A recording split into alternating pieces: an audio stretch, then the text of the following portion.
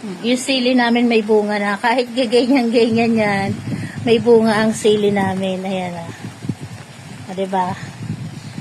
Kahit kung titingnan nyo payat, may mga bunga naman. Tapos yung talong, meron na siyang bulaklak. Ayan. Pera usog sa aming talong. May mga bulaklak na siya.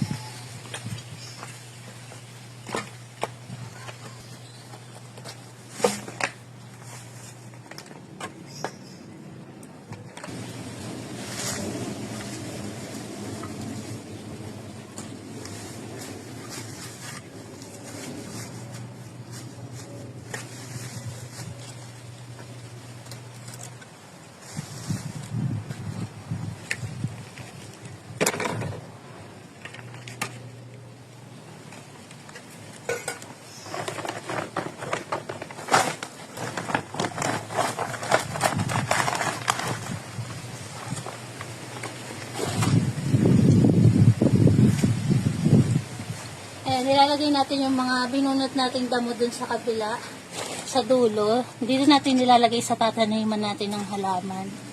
Tapos, tatambakan ko siya ng lupa. Yan.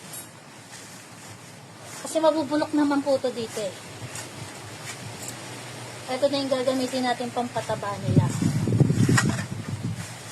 Tapos, tatambakan natin ng lupa.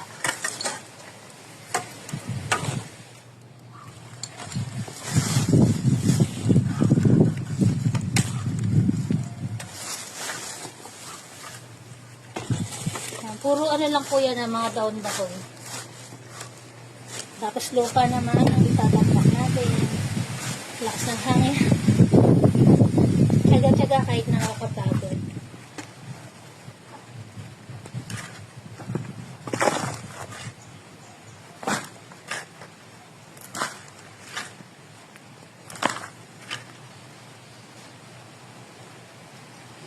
Naku, paulan na naman. Tama na muna tong isang hakot. Ayan na yung ulan. Ayan na po yung ulan.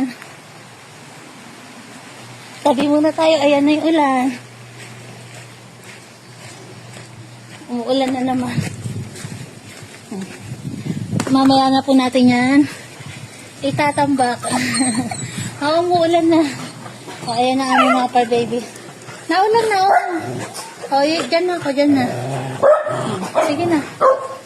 Lakas na naman ng ulan. Hindi kami matapos-tapos sa dapat gawin kasi nga po pasulput-sulput yung ulan. Tulad ngayon, umulan na naman. Maghahakot na sana ako ng lupa eh. Oh. Ayan pa lang yung nagagawa ko. Bali yung mga nagamas kong damo, diyan ko nilagay bago ko tabunan ng lupa. Damo muna, yan. Yan, tambay-tambay muna kami habang malakas ang ulan sa labas.